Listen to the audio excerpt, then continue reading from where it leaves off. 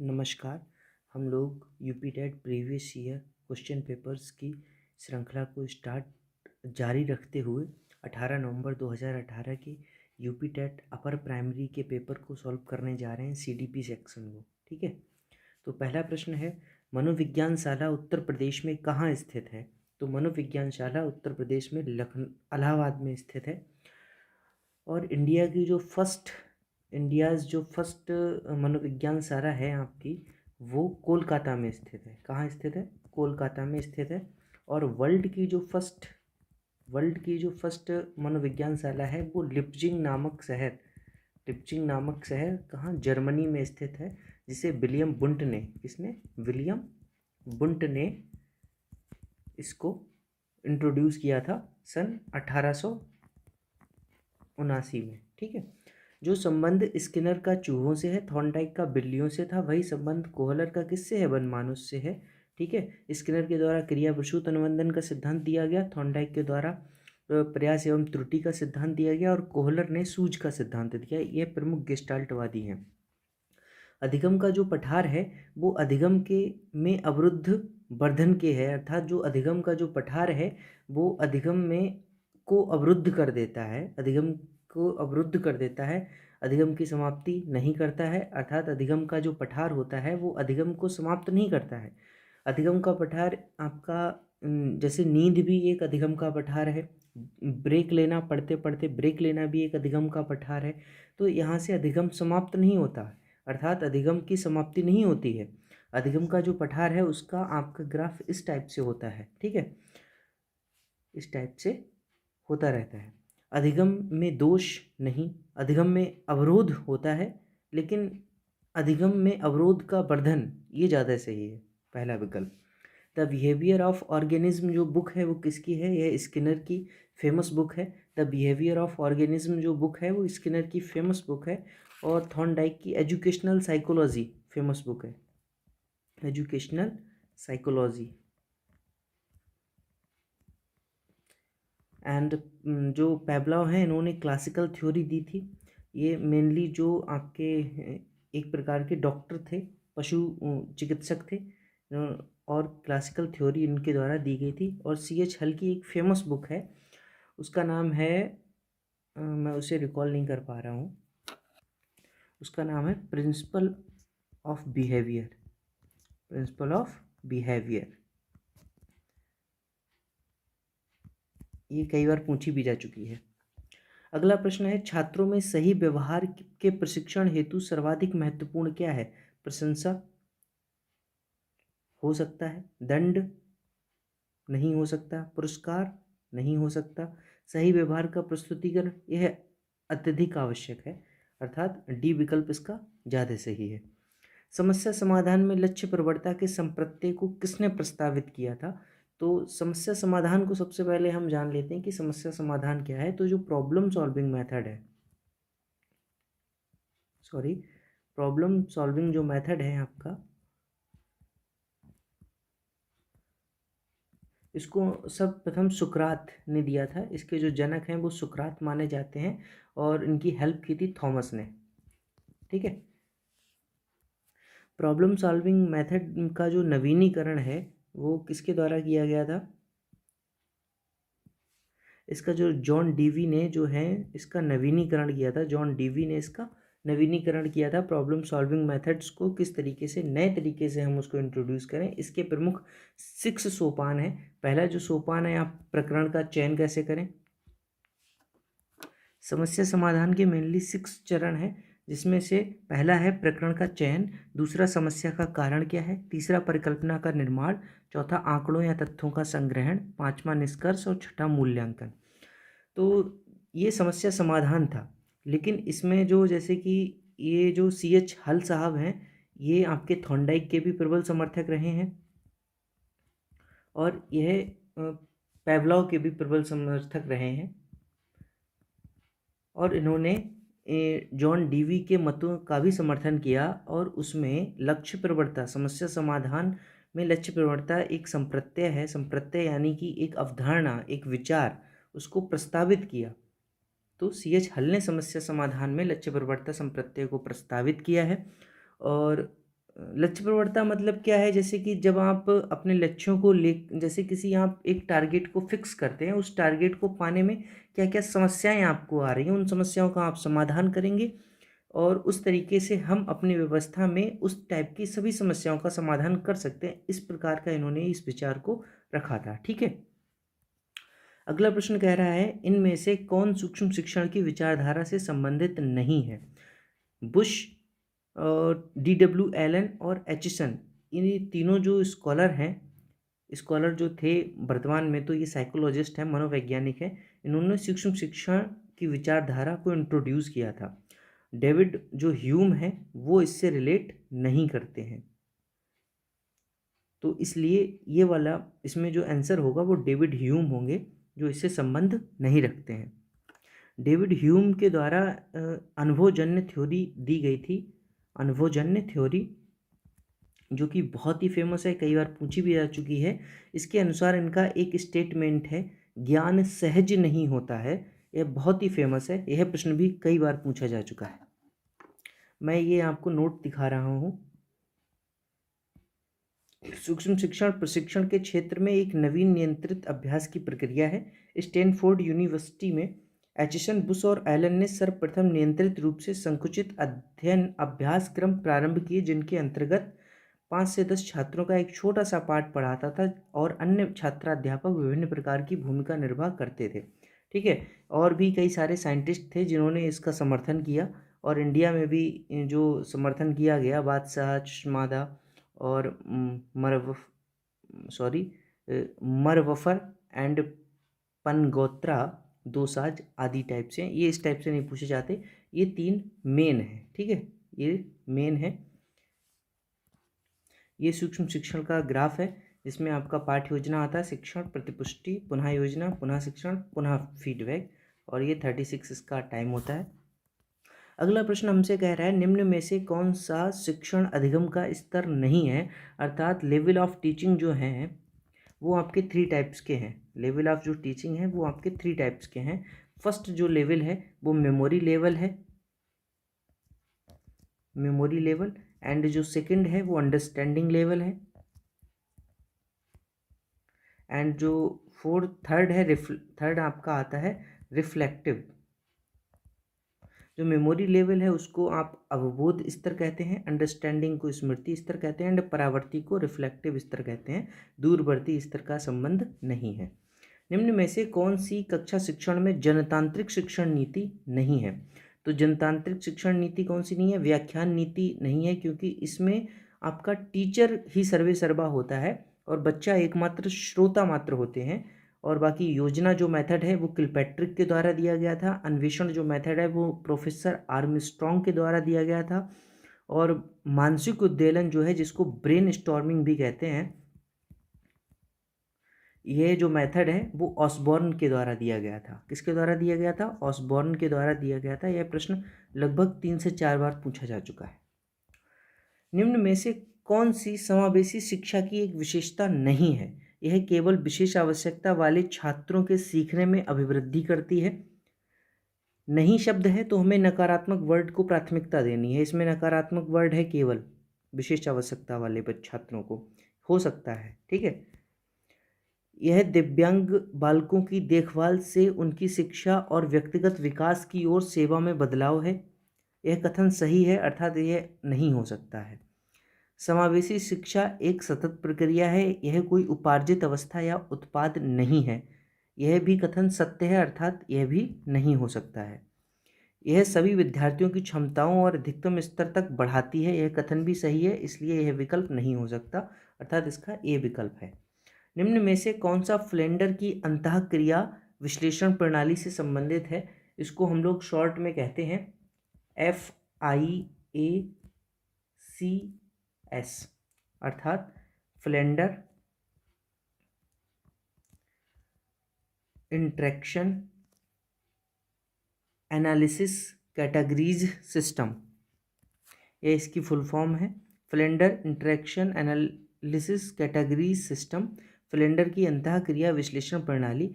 इसमें आपने कक्षा में जो घटनाएं घटित होती हैं उनको बताया है। कक्षा में 3 प्रकार की घटनाएं घटित होती हैं अकॉर्डिंग टू फ्लेंडर। कौन कौन सी? शिक्षक कथन, छात्र कथन और मौन। सॉरी, यहाँ पर जो कथन है वो छात्र कथन होगा। ये तीनों घटनाएं घटित होती हैं, अभिभावक कथन घटित नहीं होता है। तो यही इसका आंसर होगा। ठीक है, सी ऑप्शन इसका आंसर है। संभाषण में अर्थ की जो लघुतम इकाई है वो कौन सी है? संभाषण में आप पूछ रहे हैं, ना कि मतलब कि भाषा की जो सबसे छोटी इकाई है वो ध्वनिग्राम है। संभाषण में अर्थ की जो लघुतम इकाई है वो रूपग्राम है। इसमें आपके ध्वनिग्राम के कई सारे शब्द जो होते हैं CTH P इस टाइप के वर्ड से मिलकर के रूपग्राम जो इकाई बनती है वो है, जो कि भाषा में यूज में लाई जाती है। संभाषण में जो सबसे छोटी इकाई होती है वो शब्द होती है, और शब्द की जो सबसे छोटी इकाई है वो रूपग्राम है। तो इसलिए इसका आंसर ए होगा। हम करके सीखते हैं कथन किसका? यह कथन सिम्पसन का है। निम्न में से कौन सा शिक्षण का स्तर नहीं है? शिक्षण के 3 स्तर हैं, बोध, स्मृति और चिंतन। वर्णन शिक्षण का स्तर नहीं है। ठीक है, तो यही विकल्प सही है। शिक्षण की अंतः क्रियात्मक अवस्था में मुख्य संक्रिया क्या होती है? निदान की, प्रत्यक्षीकरण की, क्रिया प्रतिक्रिया की, ये सभी। इसमें ऑल ऑफ दीज आंसर होगा, डी ऑप्शन। एक बालक काली गाय, काला कुत्ता तथा काली वस्तुओं को देखकर डरने लगता है, इस प्रकार के अनुबंधन में क्या निहित है? जैसे काली गाय, काला कुत्ता, काली वस्तु, इसमें एक चीज कॉमन है, काला। ठीक है, तो ये जो वर्ड है वो एक उद्दीपक की भांति कार्य कर रहा है। किसकी भांति कार्य कर रहा है? उद्दीपक। काला यानी कि उद्दीपक, डरना उसकी क्या है? प्रतिक्रिया है। तो अनुबंधन क्या है? वह उद्दीपक का सामान्यीकरण कर रहा है। ये उसको सभी चीज़ों को वह एक ही वस्तु मान रहा है, मतलब सभी चीज़ों, मतलब किसी एक वस्तु से वह डरता है, लेकिन वह काले रंग को देख करके वह सभी वस्तुओं से डरने लगता है। ये एक प्रकार का उद्दीपक सामान्यीकरण है। ठीक है, कि शिक्षण विधि का चयन करते समय निम्न में से किसको ध्यान में रखने की आवश्यकता नहीं है? व्यक्तिगत भेद रखने की आवश्यकता है, अभिभावक की पृष्ठभूमि, ये आवश्यकता नहीं है, यही विकल्प सही होगा। विद्यार्थी का मानसिक स्तर भी रखने की आवश्यकता है, विषय की विशिष्ट प्रकृति भी ध्यान रखने की आवश्यकता है। निम्न में से कौन सी बाल्यावस्था की एक विशेषता नहीं है? बाल्यावस्था में सामूहिक प्रबलता भी होती है, अभिवृद्धि में स्थिरता भी होती है, समूह एवं खेलों में सहभागिता भी होती है। क्या नहीं होता है? तो जिज्ञासा की कमी जो है वो नहीं होती, क्योंकि यहाँ पर जिज्ञासा की अधिकता पाई जाती है। कमी ना पा करके यहाँ पर क्या पाई जाती है? अधिकता पाई जाती है। निम्न में से कौन सा सृजनात्मक प्रक्रिया से संबंधित नहीं है? सृजनात्मक प्रक्रिया जो होती है, देखिए जो चिंतन होता है हमारा वो 2 टाइप्स का होता है। चिंतन हमारा 2 टाइप्स का होता है, एक होता है अभिसारी, दूसरा होता है अपसारी। अभिसारी चिंतन को हम रूढ़िवादी चिंतन कहते हैं, और अपसारी चिंतन को हम लोग सृजनात्मक चिंतन कहते हैं। सृजनात्मक चिंतन में 4 पार्ट होते हैं, एक तैयारी, उद्भवन, प्रबोधन, प्रमाणीकरण। तैयारी क्या होता है? जैसे आप कोई किसी चीज़ का सृजन करने से पहले उसकी तैयारी करते हैं। उद्भवन एक निष्क्रिय अवस्था होती है। यहाँ पर सृजनात्मक जो है, सृजनात्मक समस्या समाधान में असंगत सूचनाओं को ध्यान ना देना, यह एक वो अवस्था कौन सी कहलाती है? जिसमें आप असंगत सूचनाओं पर ध्यान नहीं देते हैं, सृजनात्मक समस्या समाधान में वह अवस्था होती है उद्भवन, जो कि निष्क्रिय अवस्था होती है। इसलिए इसे निष्क्रिय अवस्था भी कहते हैं। बहुत महत्वपूर्ण है, यह क्वेश्चन आ चुका है।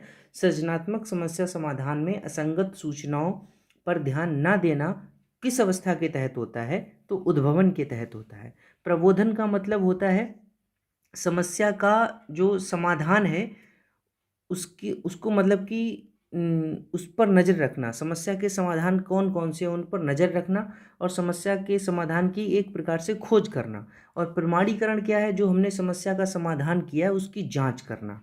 तो इसमें कौन कौन से विकल्प में आपके कौन कौन से मैच कर रहे हैं? उद्भवन मैच कर रहा है, आयोजन यानी तैयारी मैच कर रहा है, और प्रबोधन मैच कर रहा है। अभिप्रेरण इसका संबंध नहीं है, तो सी विकल्प इसका सही है। ठीक है,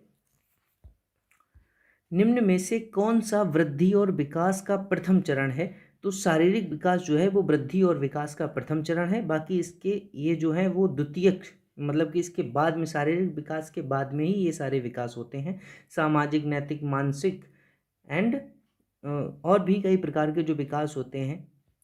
सीखना एक प्रकार का क्या है? परिवर्तन है या संशोधन है।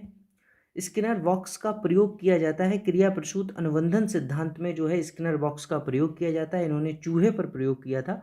बुद्धि मापन की भाटिया परीक्षण में कितने होते हैं? भाटिया जो बैटरी परीक्षण है वो एक प्रकार का आपका बुद्धि मापन का टेस्ट है, जिसमें आपके 5 जो होते हैं उप परीक्षण होते हैं। कौन कौन से होते हैं इसमें? आपका ये जो ट्रिक है KPPI, KPPI, Kohs block test, pass analogue test, pattern design test, picture construction test and immediate memory test.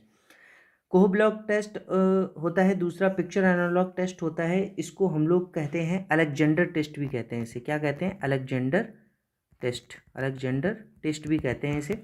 और पैटर्न डिज़ाइन टेस्ट है, तीसरा आपका चित्र निर्माण है, चौथा। और पांचवा जो है वो आपका है इमीडिएट मेमोरी, यानी कि शीघ्र स्मृति निर्माण जो टेस्ट है वो है। ये 5 उप परीक्षण भाटिया बैटरी परीक्षण में पाए जाते हैं।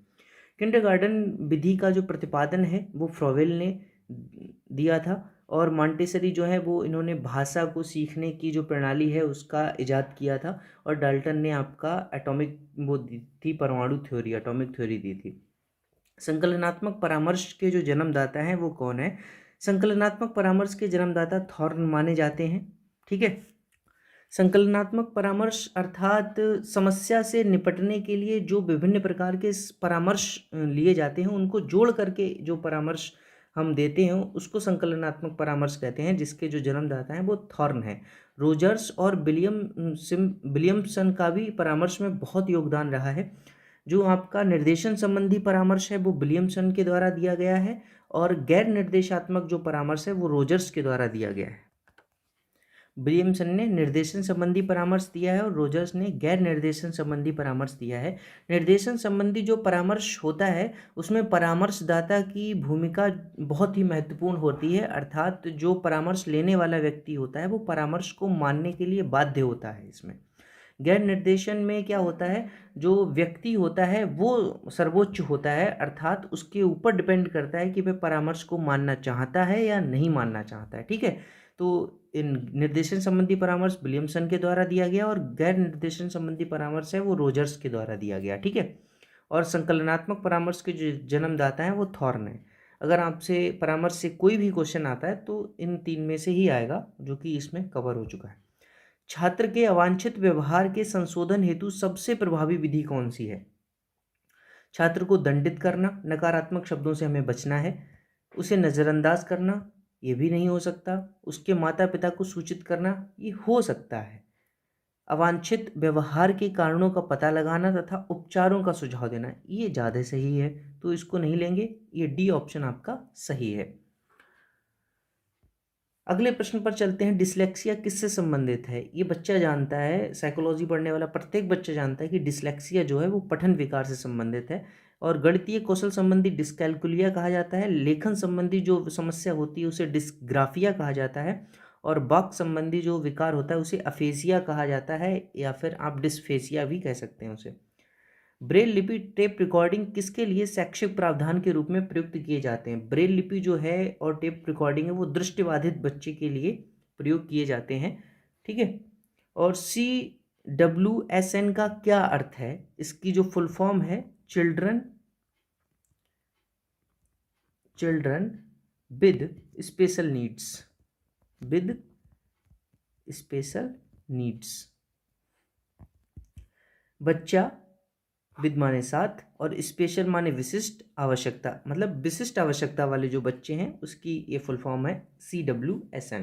मतलब CWSN का जो विस्तृत रूप है वो आपका है विशिष्ट आवश्यकता वाले बच्चे, चिल्ड्रन विद स्पेशल नीड्स। अगला प्रश्न कहता है, और ये अंतिम प्रश्न भी है, निम्न में से कौन सा परामर्श का एक तत्व नहीं है? साक्षात्कार भी परामर्श का एक तत्व है, विश्वास भी परामर्श का एक तत्व है, संप्रेषण भी परामर्श का एक तत्व है, वृद्धि परामर्श का एक तत्व नहीं है।